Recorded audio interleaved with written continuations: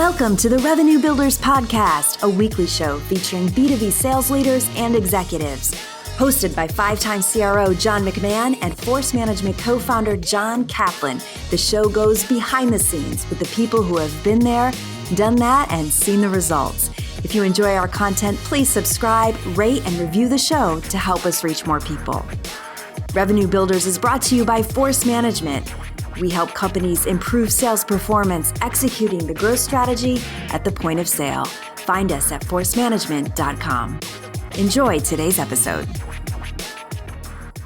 Welcome to the Revenue Builders Podcast. I'm John McMahon, and I'm here with the infamous John Kaplan. Cap, how are you this morning? I'm doing fantastic, buddy. Really looking forward to today's conversation. It's going to be great. Hey, Cap, our guest is a general partner at the VC firm Charles River Ventures, and he decided to become a VC after running marketing in a startup for 7 years. Having raised money from VCs, he thought there ought to be a better way to practice venture, to be helpful, respectful, and to recognize that founders are the ones that create the value. So in his career, Izhar has been featured on the Forbes Midas list of top tech investors in 2012, 2014, 2015. And he's been a lead investor or almost a seed investor in more than 40 founding startup teams. Izhar is a 6-time unicorn and a decacorn investor. He's been involved with 4 multi-billion-dollar IPOs, iBasis, Virtusa, RPX, and HubSpot, and several multi-billion-dollar M&A transactions. He's currently on the board of Cybereason, Drift, Catch, Wordway, Zoba, and Upstream Security. He holds an MBA from the Wharton School of Business at the University of Pennsylvania. I'm not so sure I could even get in there. And on an interesting note, in the past, Izhar has served as a captain in the Israeli Defense Force for 4 years. Now, when he's not helping startups, Izhar loves to race cars and trucks competitively through international deserts in off-road rally races that last for over 6,000 miles, Cap, 6,000 miles. Cap, please say hello to my good friend, a humble and super interesting person, Izhar Armony. Izhar, thank you for being here. It's a great honor to speak with you with your background of incredible success in launching some and helping launch some just unbelievable stories and unicorns. And so we're really, really happy to have you. Thank you for being with us. Oh, it's a pleasure. Nice to meet you, Cap. And John, thank you for that very generous and exaggerated introduction. But I think you forgot to mention my most important accomplishment, that I've been a disciple of the great John McMahon for many, many years, more than 10. Learned from you on so many boards. And I think 70% of what I'm going to say today, I'm probably just repeating what you told me. So it's going to be pretty boring for you, I think. You're being too nice, Izhar. Really generous introduction. Yeah, thanks. You're being too nice. Hey, Izhar, let's start with you getting involved in the VC world in the first place. You know, you made the shift to the other side of the table, the VC world, and probably it helped your perspective as a VC, having been on both sides of the table. Can you talk a little bit about, one, why you made the switch, and two, how it gave you a different perspective in your role at CRV? Yeah, I mean, we had a bootstrap company in Israel in the late 80s, early 90s, and it wasn't out of any ideology, just that there was no money. I mean, that's how you start a company. So you did services, performed services, ate ramen noodles, took no salary, and the money you brought back from services, you built a product slowly, and always tried to be like profitable or cash flow break even. Then the venture industry started in Israel, a specific year, 1992. A bunch of funds were formed, and those people, you know, they were new to the business. they were learning as they were going. And we said, fine, we can raise more money. We could be competitive with the international companies that we competed with. All of them were venture-backed. So we went on the road with our deck to raise capital. And it was so hard and humiliating and just unpleasant. Like they called our baby ugly. John, can you imagine? And, they'll have comments on, the cash flow in year 5 from now doesn't look quite right. Like, who knows? Right. What will be in year 5? Will we survive or not? So it wasn't pleasant. It was very like, we have the power, we have the money, we are the kingmakers. And they we had to do that to raise money. The people came on our board. And it was not helpful. They did not provide like true value or where do I find great salespeople? How do I position the company? Who can I partner with?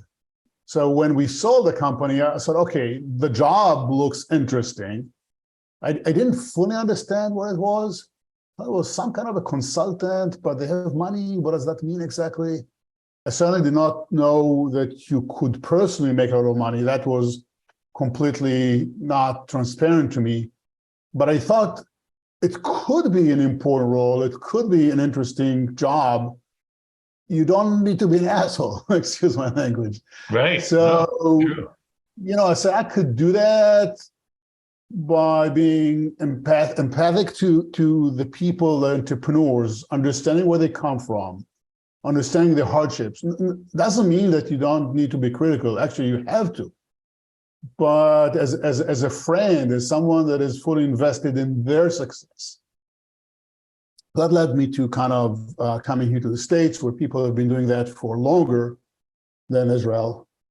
And I was very, very fortunate to join this firm, CRV, that was started in 1970. So by the time I got here in 1997, they were already, 27 years in business. We are celebrating our 52nd anniversary. We did actually last month. So we've been in business for many, many years. And I felt the people there knew what they're doing, but they did it from like a place of respect and empathy. And I think those two things were missing in my experience, and that's what I wanted to kind of, push for. Now, Izhar, in your time, you've done like 40 seed investments, which, most people would say is pretty risky versus, doing growth investments when a company's already doing well and it's starting to scale. Why did you take the route to do so many seed investments?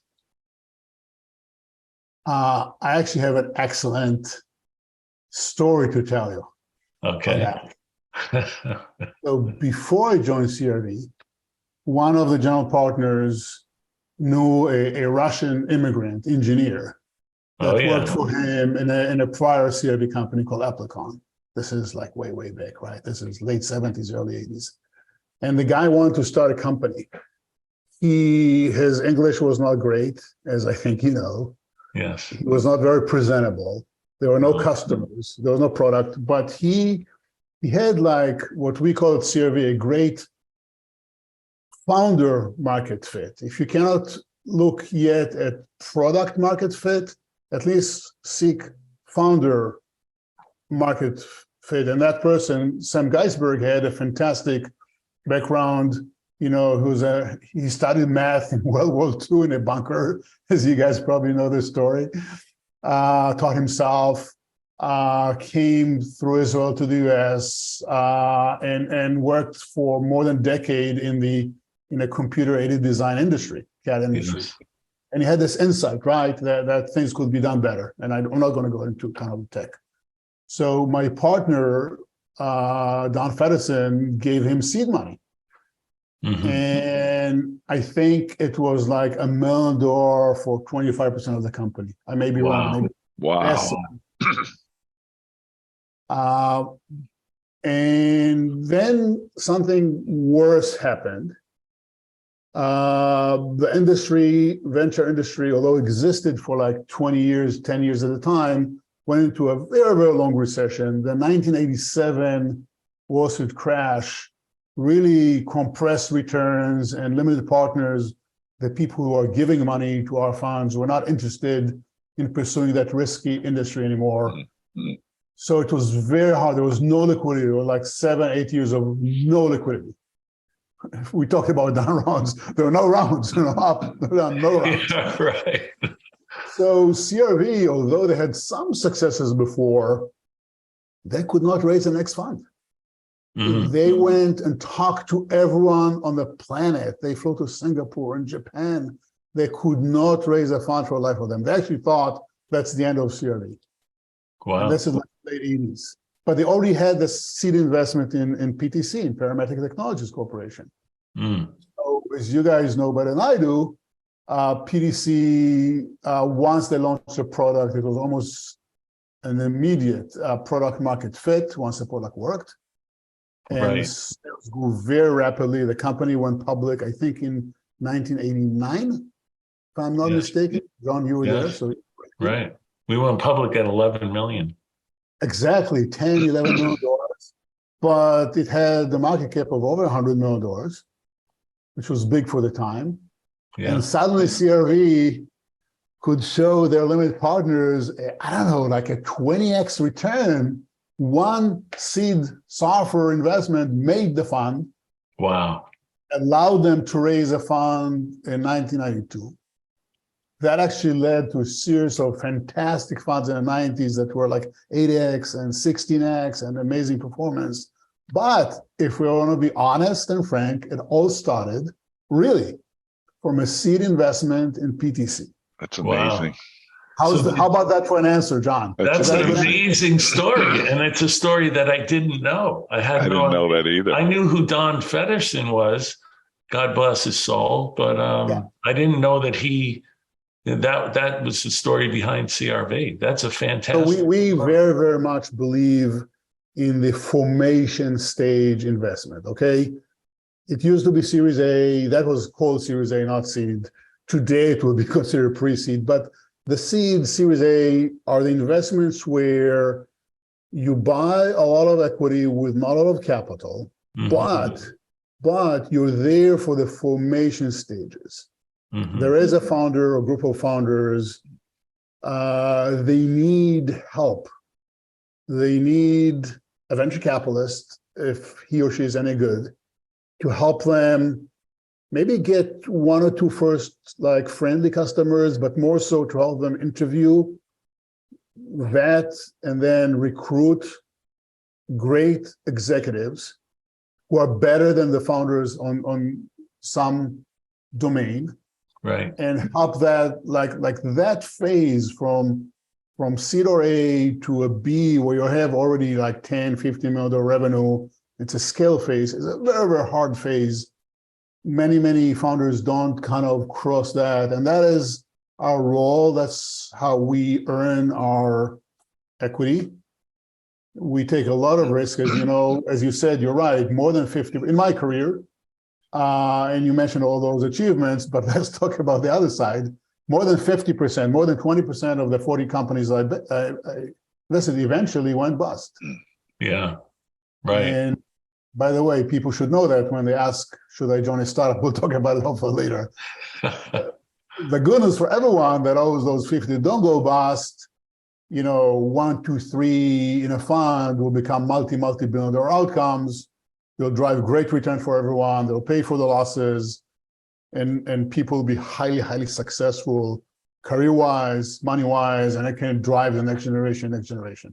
That's how. So there's so many people or companies that are looking for that first seed investment. So how do you discover, or what type of criteria do you have to decide, okay, this is the one I'm going to make a gamble on? Does this go back to the founder and founder market fit?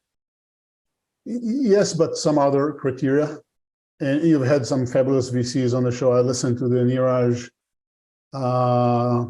session the other day, and I think he gave a really good answer. for us, very practically, there is a top-down and bottoms-up approach, and it's pretty half-half. So what is a top-down? Top-down is we sit in a room and say, okay, we believe in the next few years the cloud will happen. I'm making things up. Right. And what areas are going to be fundamentally disrupted? Are there multi-billion companies that could be moved aside? Let's look for those companies. And so we kind of meet with many, many companies. For example, we had a theory about the call center industry. It was very legacy driven. It was very kind of hardware connected to the telecom infrastructure. Yes. We had some early wins there, and we thought the cloud will really disconnect telecom from the soft layer. Let's look for a SaaS. It wasn't called SaaS at the time, but a cloud oriented. And I actually worked on something that was okay, but not great. And a new investor came to CRV and says, well, what are you working on? Blah, blah, blah. I see on Twitter, there is something that everyone is talking about. It's called Zendesk. And I said, I don't think Twitter is a good place to find companies. Yeah. We have to listen to what it says. So he contacted that team. Turns out it was a 3-person team. Wow. Wow. They lived in an apartment in Denmark, and they said, venture capital, we don't know what it is. Who are you? Are you going to buy software from us? It's only $300. So my partner, Devdutt, John, whom you know. Yes, I know Devdutt. Basically hopped on a red eye to Copenhagen, knocked on their door at 9 in the morning, wake them up, said, hi, I'm Devdutt. And they said, you don't need to buy software. You can buy it with a credit card. I said, no, I did not come to buy software. I came to invest in you guys. Fast forward, that became one of the very best next generation help desk, call center software company. We bought a third of the company for $1.5 million as a seed investment. Wow. I think, John, we had like $5 million in the company when it went public, not more than that, because the product market fit was so great. They never needed a lot of money. And we owned maybe 22% when it went public. Wow. And, congrats. it reached public market caps as high as 15 billion. So that is the kind of top down. You have a theory, you have a theme, you go look for companies. And honestly, in full kind of transparency, that is a better fit for slightly later stage companies, right? Because the market exists. Yes, It just correct. happens that Zendesk was successful before they raised any money. More than half of their business is the opposite, is the bottoms up. No theory, no models, just get introductions from great people that you know, meet entrepreneurs. Then I really, really do look for that founder market fit. What did she do in her prior life that makes her an expert here? What insight does she have that will make her like a great entrepreneur? And we back those companies, and maybe our involvement with HubSpot will be like that. We didn't have a theory about marketing automation or inbound marketing. The term did not exist. Brian, was just an amazing, amazing sales leader. Also, by the way, from PTC. Yeah, exactly. Right. Worked for me. Yeah. And we actually got another person that we backed before, David Cancel. His company was acquired by HubSpot, and we became shareholders. So it's both top down, bottoms up. The earlier stage you go, it's probably more bottoms up. If you skew as a venture capitalist, more Series B, Series C, it becomes mostly kind of top down. They have models and they follow those models. If you're trying to keep those early, you talked about early stage formation of the company. If you're trying to keep them, off the guardrails, what are some common mistakes that you see that some of the founders want to do, or are there certain best practices to keep the people and the founders, within the guardrails? Well, man, this is not a one-hour conversation. Okay. So pretty good question then. Yeah, I believe that you actually don't learn much from your wins. everyone brags and kind of have tombstones. Sure. I have tombstones, but every success story is actually quite different and very unique. But if you are honest enough to examine your mistakes and failures, you will find commonalities.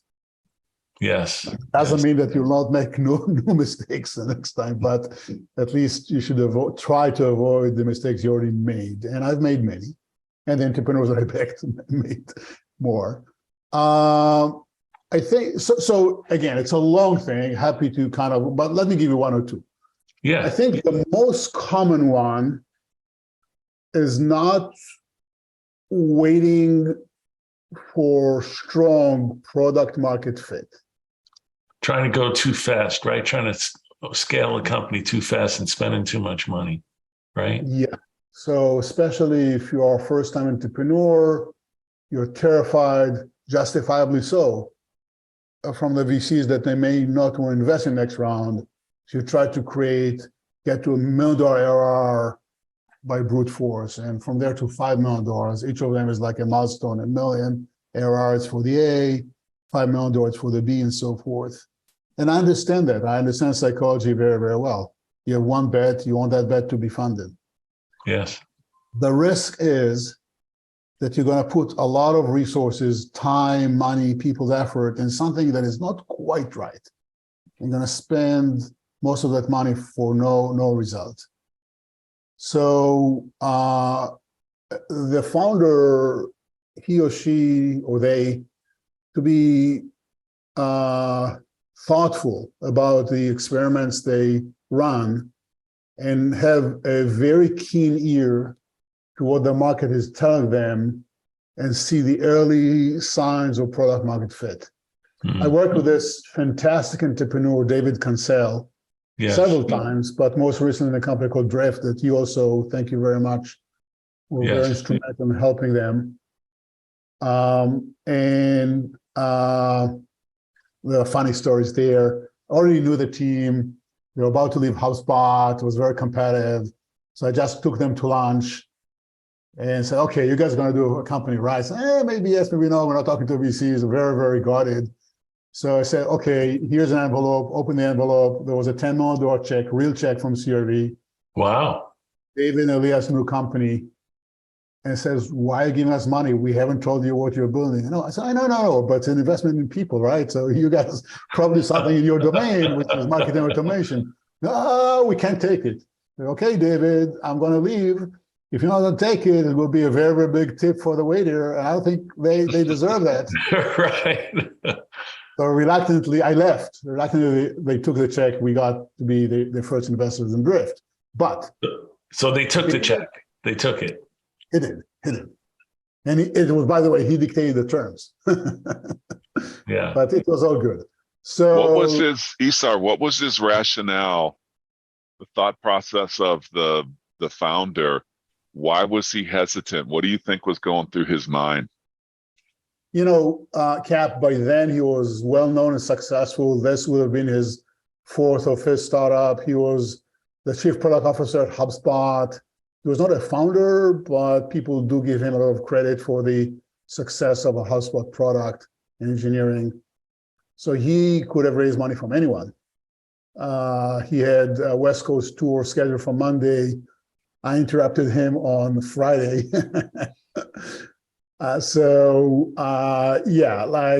would have taken the money. It wasn't that, but he was also kind of, hey, I'm not sure what I'm building.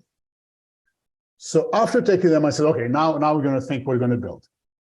And they worked out of our office. And David and Elias launched 3 products, working products. They had 4 or 5 engineers quickly building, doing like inbound marketing, all kinds of tactics to test. And they killed each and every one of them within like a year and a half. That was remarkable. That was such high discipline of an experienced entrepreneur that knew that he was not hearing a strong enough sucking sound from the market for what he built. The first one, believe it or not, was a Workday knockout, like do better HR. It was launched with several Boston companies. People liked it, but David did not think it was strong enough. The second one was an iPhone annotation. All of them were called drift. And only the fourth was this with drift content incarnation, which is kind of a great way for BDR, SDRs to capture leads as they appear on the website, engage with them either directly or via a bot, and have like 25% higher conversion rate, which translates, as you know, for many, many dozens of millions of dollars of extra revenue. So he really was disciplined. I would say that's a rare story. And the risk, if we go back to your question, is that less experienced or less disciplined founder will rush to get, I would say, vanity results in order to get the next round, which is not irrational, okay? It's rational, but it's wrong. Yes. And the right way is to kind of be patient, work with your investors, make sure that they are patient, maybe that they have more capital to give you without any progress, which actually did happen at Drift. And only start hiring. You have to have executives, you have to have a VP sales, even if you're not selling, I think. It doesn't have to have a CRO title, but someone actually tries to. But when you move to hiring a lot, like the full organization, as John, as you taught me very, very well, I know the ratios, you can test me. Managers, VPs, SDRs, SEs, you don't want to do that until you feel that you have strong product market fit, because that will translate into huge amount of dollars wasted, maybe down round, maybe for sale, not good. So those will be some of the mistakes that I've seen. Izhar, people throw around that strong product market fit a lot. We hear it a lot on our podcast. Would you mind, just like in your opinion, what is the definition of strong market fit? Product market fit. I don't know, okay? I actually, in general, the more I do this work, the less I know. You have to appreciate the kind of serendipity and randomness of all that. But there are indications, right? So we all know them, the three of us. So some of them will be land and expand, right? Easier to land smaller deals, but they have like a natural way of expanding within the company. That's a very good sign. The next sign that I look for is like increased in inbound marketing leads versus brute force leads. That's very, very important. You have to start, even the inbound, you have to prime the pump. We all know that. Like, it doesn't just automatically works. But if at some point there's an inflection point and people start talking about you on Twitter, like Xander's really good, or then okay, like maybe I'm resonating with something here that was needed by the market. And then I would say more like mechanically measuring, but that's for slightly later stage companies. Net dollar retention is a great indication of that. Yes. Great indication. And I think now like Series B, Series C investor will be looking for 120% NDR. So basically, and by the way, it always goes with at least 10% gross loss, right? So it basically means year one, you sold 100%, you dropped to 90, but that 90 generated actually extra 30%, right? So it gets you to 120. I hope that people are able to follow my math. It's not that complicated. That's kind of I followed it, and I didn't have to take my shoes off or anything. They added. I told you earlier, I'm going to repeat everything you told me, and I'm going to be very smart. Yeah. So NDR important, and even, and we may disagree on that, even actually sales efficiency, right? So with money, and in the last 10 years, people have raised insane amount of money at very high valuations, so why not? With money, you can just cover a lot of mistakes. You can kind of have almost product market fit, but not right. No one will know because you're gonna put a lot of money in. You know, a very, very smart person once told me, very, very smart, the easiest sale in the world, if you give me 2 doors to sell a product that I need to sell for a door, that's very easy. Yeah, exactly. Right. That person is on the show today. Yeah, exactly.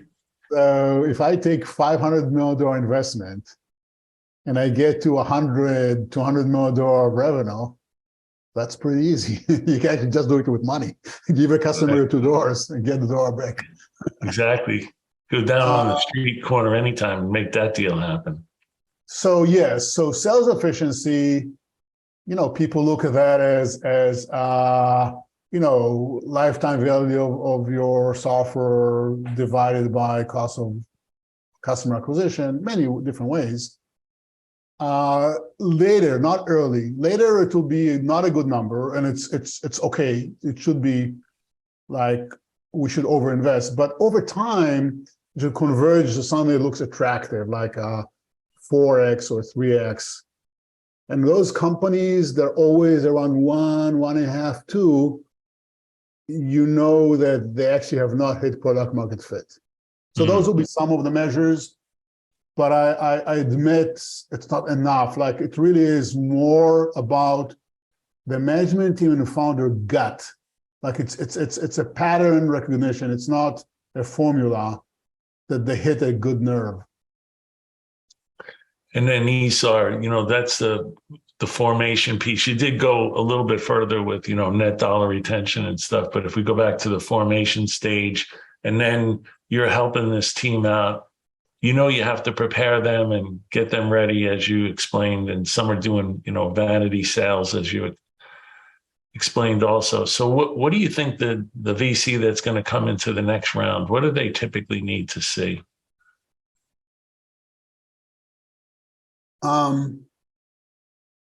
Yeah, it's kind of well known, I would say. You know, even from seed to A, people would like to see around $1 million ARR to do the A. And that depends. For a company that sells enterprise, it could be, you know, 10 customers, 10, 20 customers. Right. A company that sells like high velocity, low ASP, it has to be more, but $1 million ARR. And I think by then they would like to see signs that the founder, he or she is a people magnet, not a people repellent. Yeah. We speculate that they are, but we don't know because when we invest, it's just the founders. So an early sign of a management team, I would say people with a V title, not a C title, if you follow my kind of thought here. Yes. But evidence that it's a good team being formed. That's for the A. And then like 1.5 years later for the B, you want to see a company, it's actually not so much the ARR per se, it's more like the growth. That's a company needs to grow at least 3x year over year from that low base. So it could be 5 million, 10 million, even 3, depending. But you want to feel as a Series B investor investing in something that in the early stages grows at least 3x. By the way, that stage is very, very, very, very hard. Yes. It's very hard. It's probably the hardest. Like it's not that difficult to go and get $1 million from a couple of friendlies. Yes. If you're a decent founder or salesperson. I think the next stage of that kind of more consistent and accelerating growth is super hard.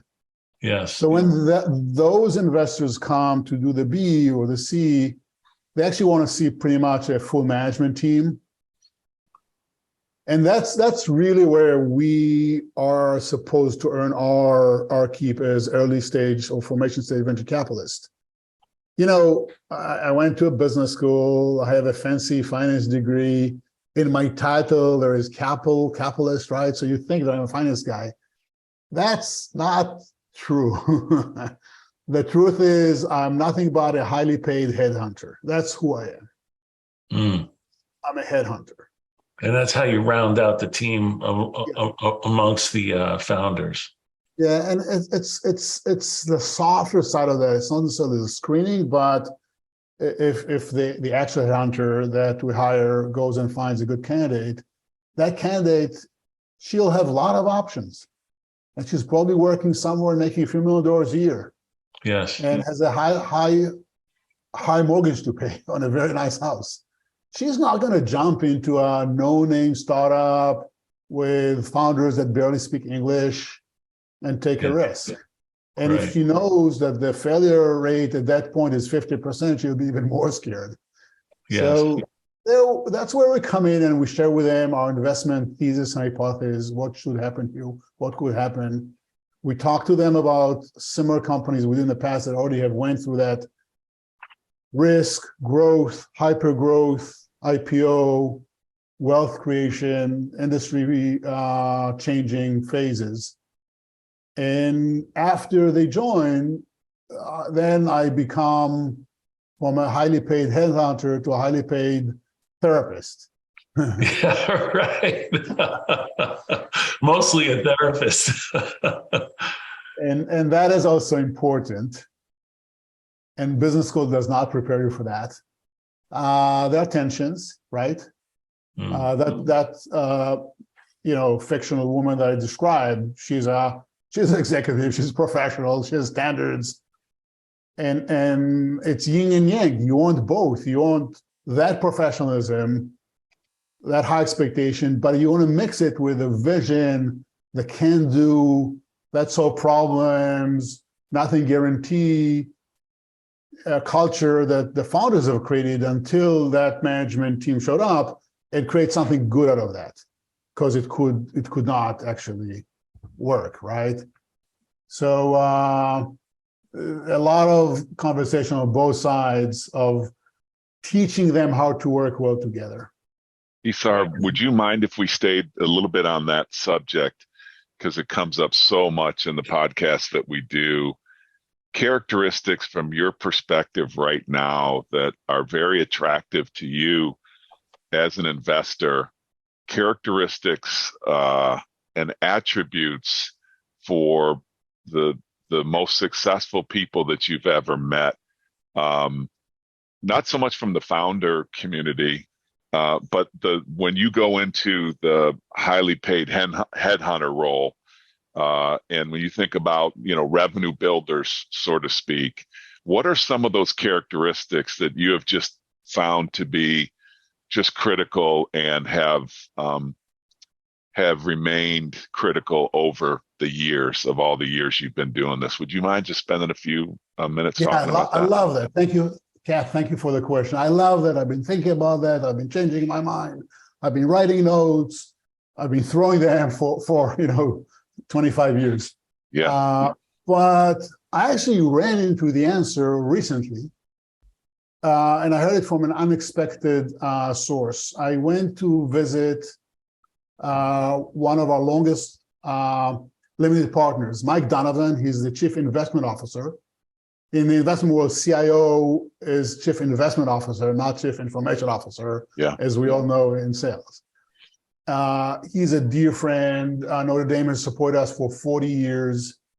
They are investors in the very, very best managers that we are lucky to be one of their managers. And I've asked him, Mike, you're well known in the industry as a great picker of VCs. It's not salespeople, it's VCs.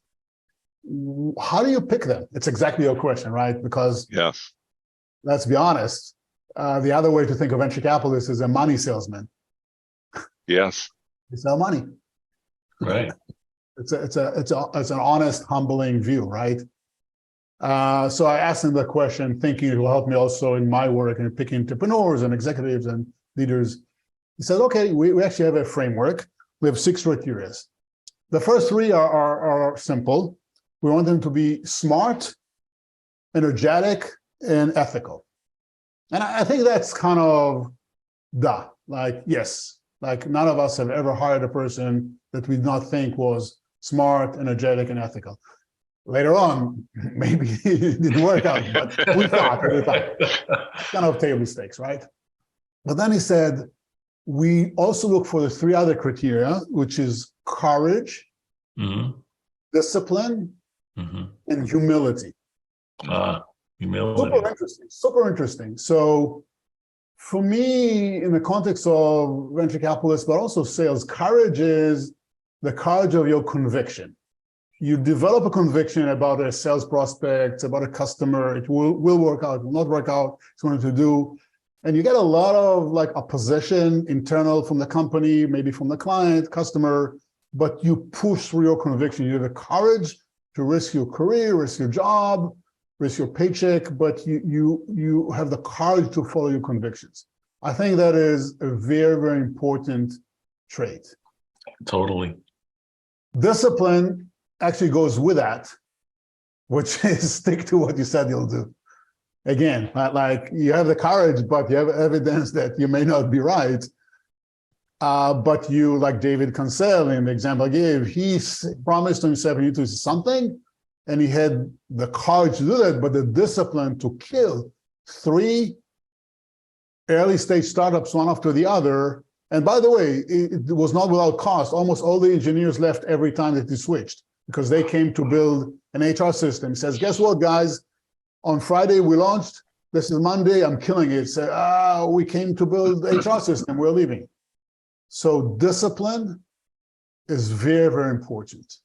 Yeah. And we get that. Humility, I think, is the most interesting one and the rarest, because actually in the real world, if someone is courageous and disciplined, they're probably not very humble. Because, you need a little bit of sharp elbows and thick skin. But why does Mark Donovan and Ordem, why do I look for people that are also humble? I think if you're humble, it allows you to listen well and to test your hypothesis again and again, and to admit that you might have made a mistake, you might be wrong, and readjust. So I like that combination of, smarts, ethical, energetic, but also courageous, disciplined, and humble. And when we get that, I think something magical happens. If they're humble, they're going to reach out to other people for advice, versus if they're not humble, they think they know everything. A lot of times they feel, at least some people I've run into, feel like they have to be the smartest person in the room all the time. So they don't actually accept any type of, advice that they could get from others. And in a funny way, they repel other people. Other people then shy away and say, okay, this guy thinks he knows everything, so there's no need for me to speak with them anymore. Well, in technology too, Johnny, with humility, and I love what you highlighting this one, Izhar, because the most elite companies today, they have no choice but to be masterful at what the buyer is telling them and how the buyer is reacting to what they're doing. And I find that the most elite companies today are outside in. I also think humility is also an outside in mentality versus an inside out mentality. And that's a big one that we look at in force management. We go into these companies and we can tell when these teams are more inside out and they're missing a whole world out there of, like, when we ask the question, yeah, but how does your buyer buy? You just told me what you've built, but how are they consuming it? And what information are you getting back from the marketplace? So I think you nailed it with your highlight on humility. I think it's really powerful concept today, all the way down the chain, from a seller's point of view, from a founder's point of view, from an investor's point of view, from a seller's point of view. That's a real good one. Thank you for those. Yeah, we're doing a podcast, so your audience cannot see, but I'm nodding my head very violently. Hey, Izhar, I want to completely switch gears now because of some of the characteristics that we just spoke about, and talk about the off-road racing that you do in these international deserts, which you have to have some of the same characteristics in order to compete. I mean, things are going to break down. You might get lost. There's a whole bunch. You might be hungry. You might be tired. There's a whole bunch. Yeah, you're basically on a team with someone else. Can you talk a little bit about, first, give the audience an overview of what it is that you do, and then let's dig into that a little bit. Thanks. Yeah, it's kind of an odd hobby. We compete in very, very long range off-road races. They tend to be, call it like 6,000 miles, 10,000 kilometers over multiple days, typically 2 to 3 weeks per race. Most of that is actually true off-road, dunes, salt flats, rough terrain, and sometimes roads just to get to camp.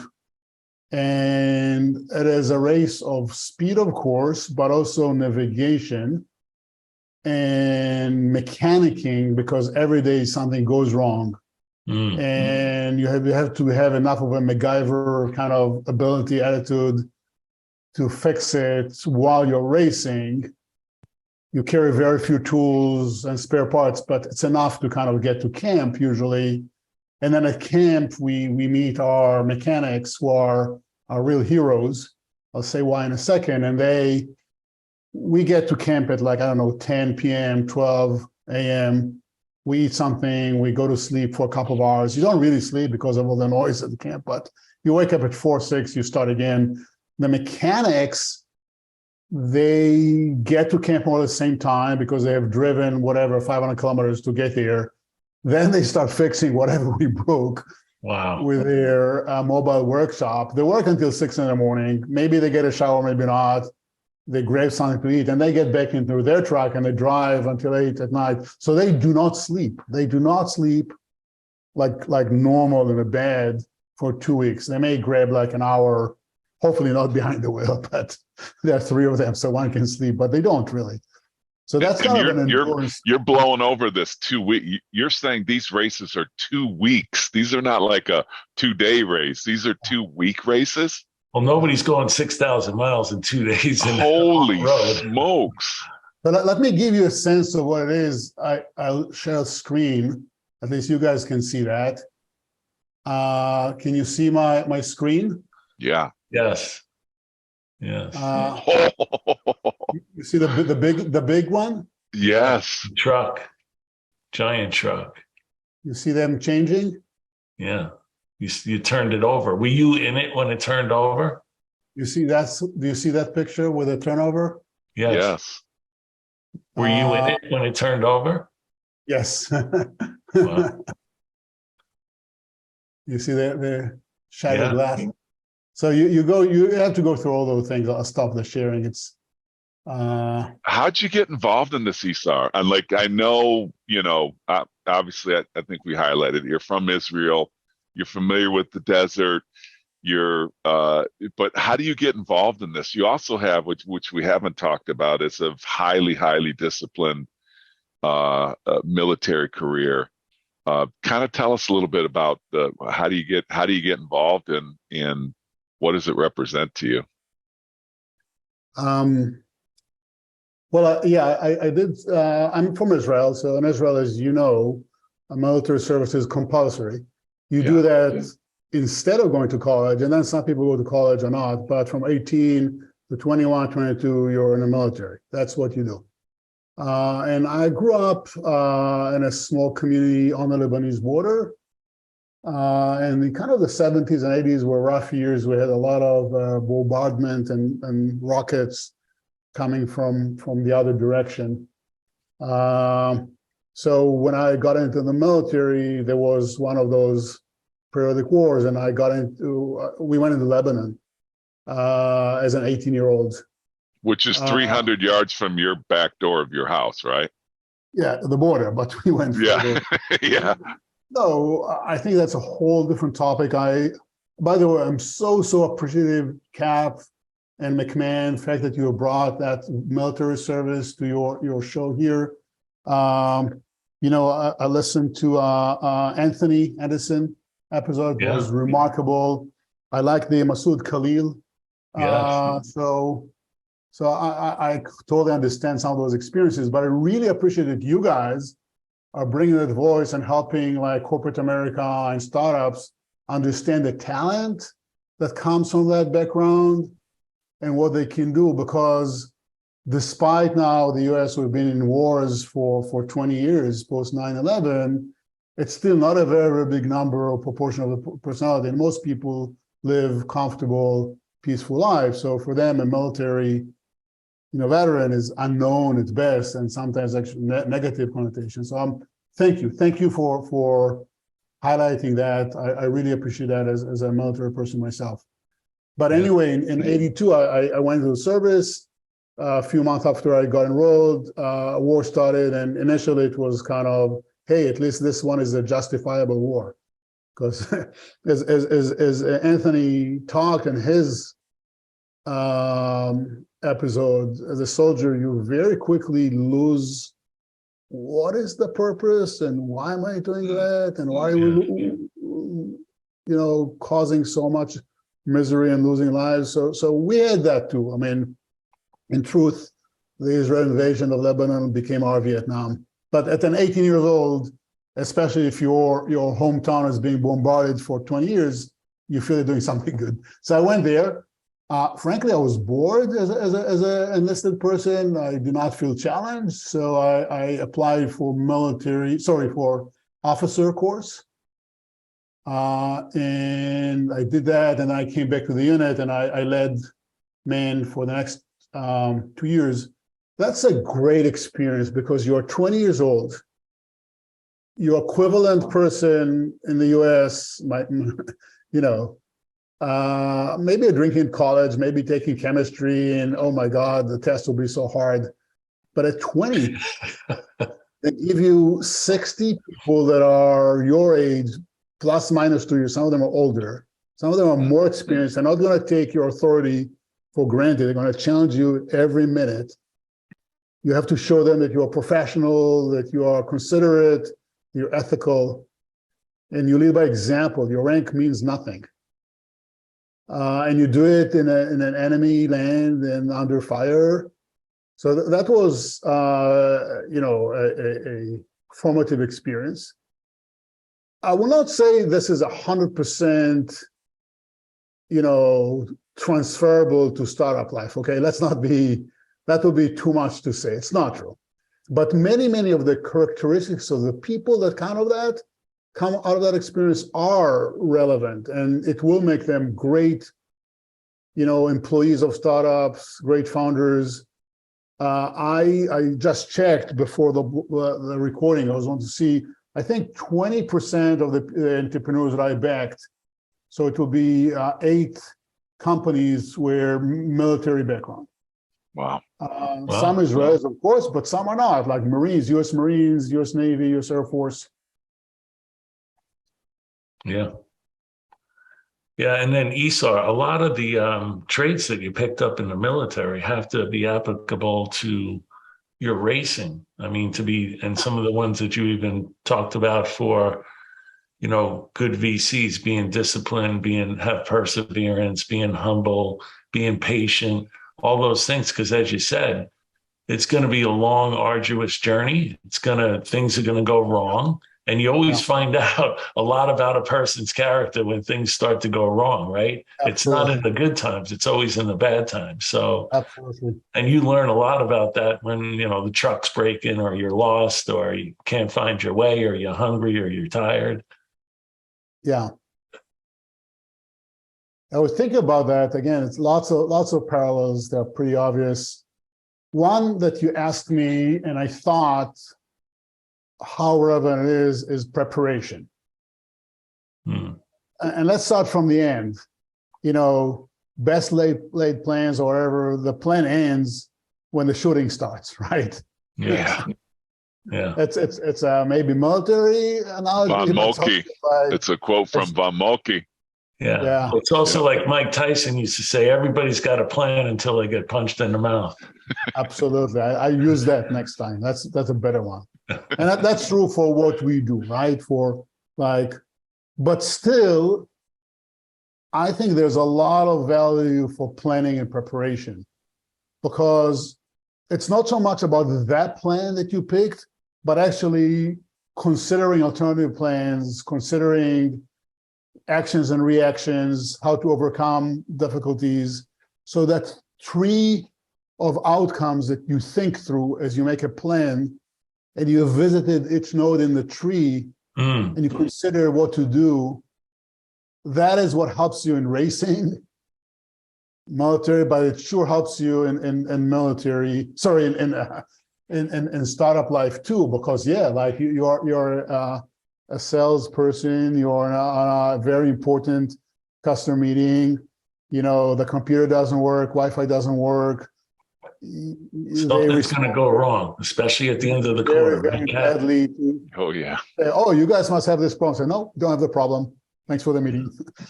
Yeah, So right. if you haven't thought in advance on actions, reactions, alternative plans, you'll be lost. You'll be like shell-shocked.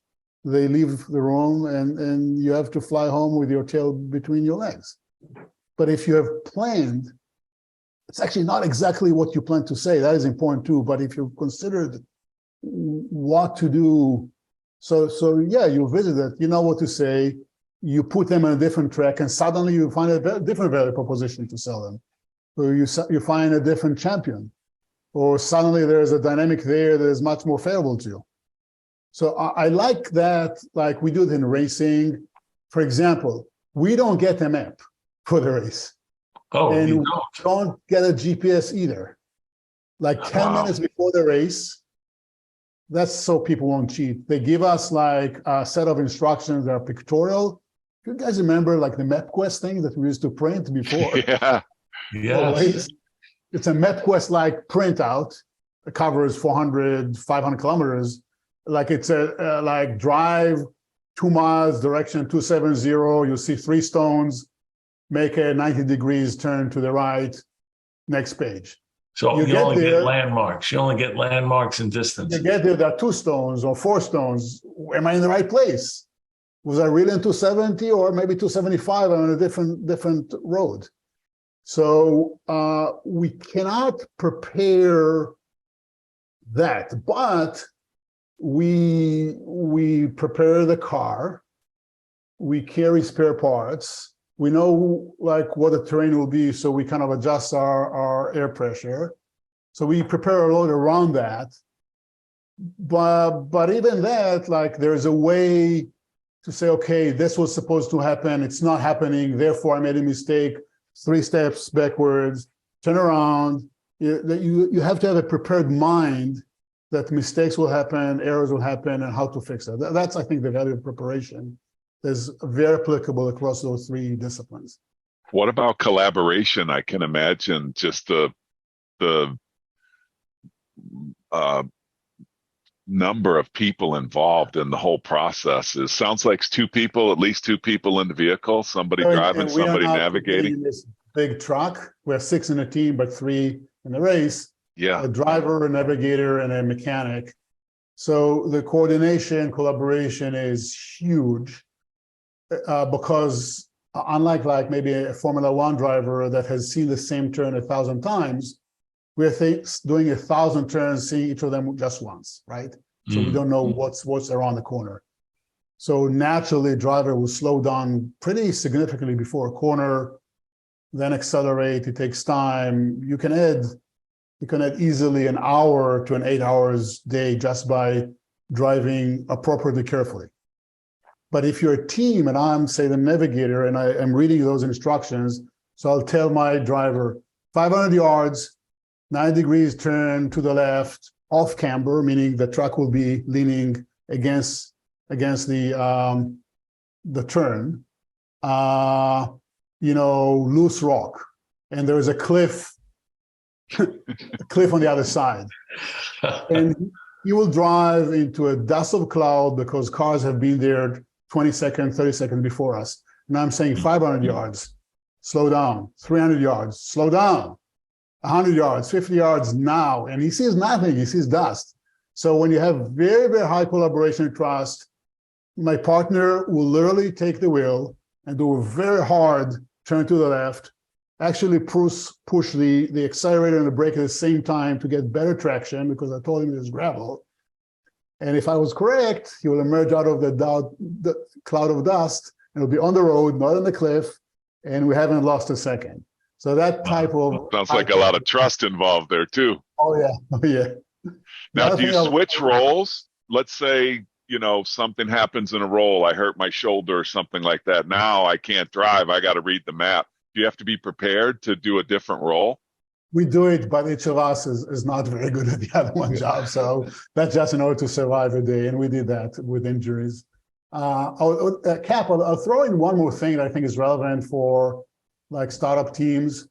Debrief. Debrief is very important. Yeah. At the end of the day, have a cup of coffee, sit down. Okay, what happened today? What mistakes have we made?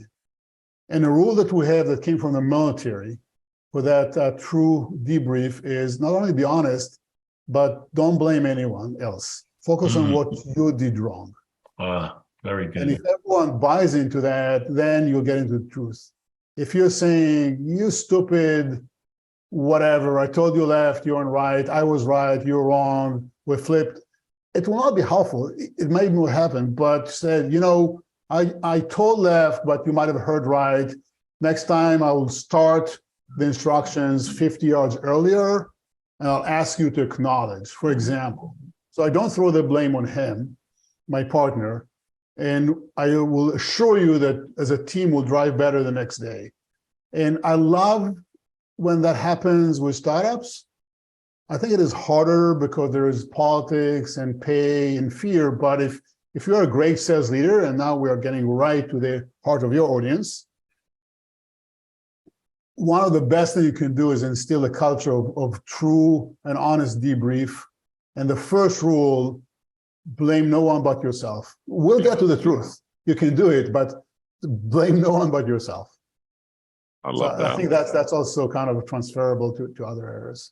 I can't help but listen to what you were saying about, in the military and also in your racing, and how that has to have helped you with all the different options to think through when you're doing a therapy session with some of the founders of a company, because they think that they've thought of everything, and you have to go back through that. Along the same time, you have to, align with, the way in which they feel and try to get them to the next step.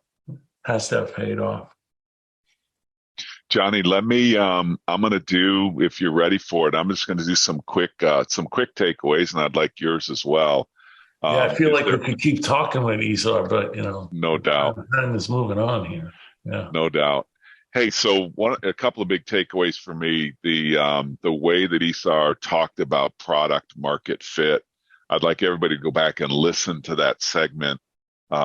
Because I think people throw that around as a catchphrase, and it's really, really critically important. He talked about land and expand, and we're increasing inbound, and so go back and listen to that. I think that'll be very, very beneficial.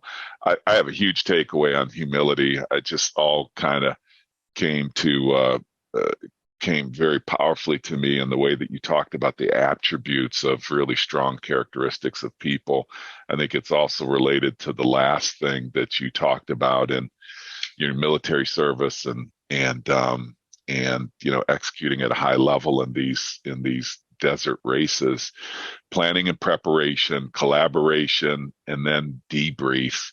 Like, no matter what you do in life, like, these are high skill sets and execution categories. And the last one for me on the debrief one is, I think, one that we can all take away today. It's like, no matter what in a debrief, come with the mindset of own your mistakes, no blame. That was a powerful takeaway for me, Johnny.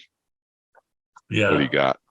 I also think that a lot of the characteristics that Izhar has been talking about go straight to, great sales leaders that we've always tried to think about when we're interviewing. It's not so much the jobs that they've had, but we interview more the characteristics, the intelligence, the perseverance, being humble, the integrity, and honesty. That at the end of the day, that's what makes, the great leaders and the ones that you keep versus the ones that you eventually have to ask to go join another firm. So, hey, Izhar, you ready for a couple of rapid fire questions?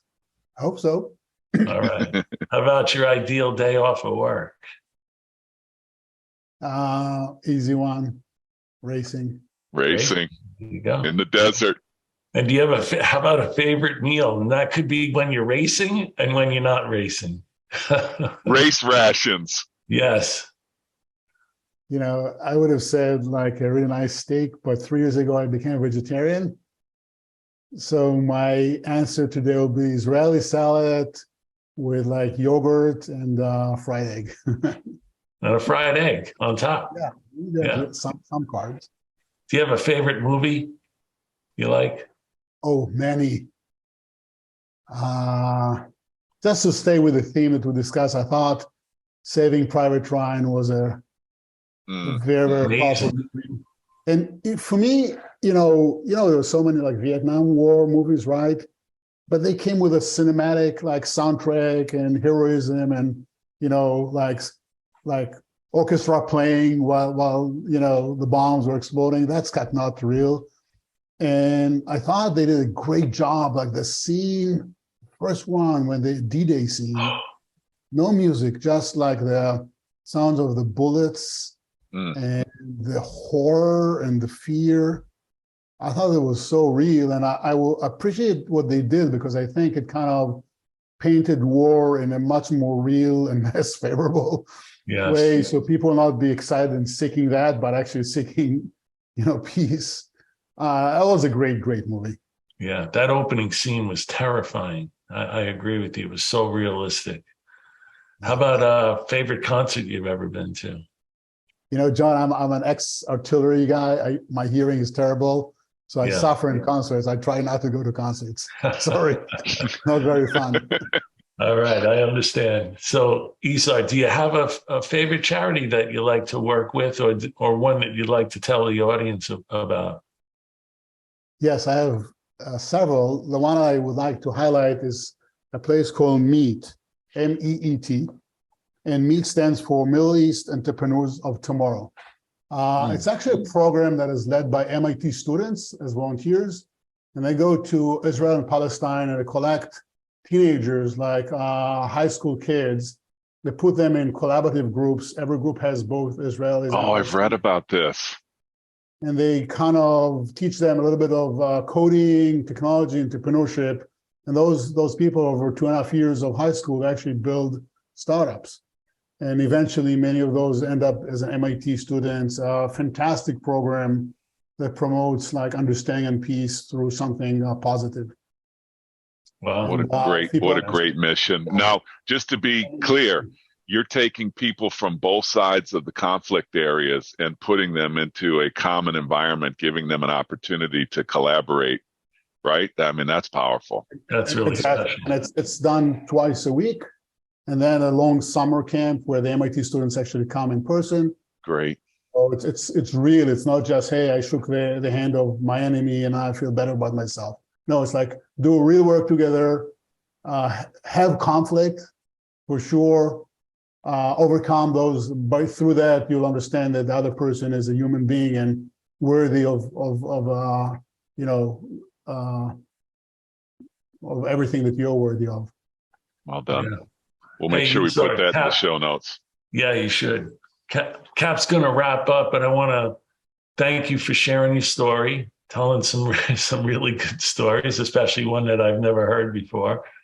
And I'm very grateful. A lot of fun. A lot of fun. Thanks for having me. Yeah. Thank you, Izhar. Yeah, Izhar, I haven't had the chance to meet you before.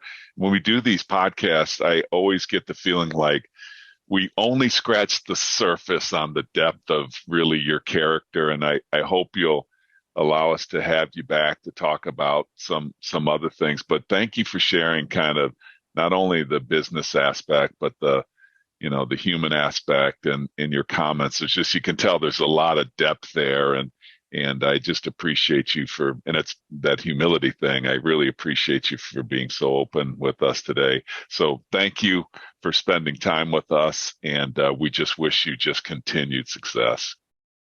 Thank you, John. Thank you, John. Pleasure.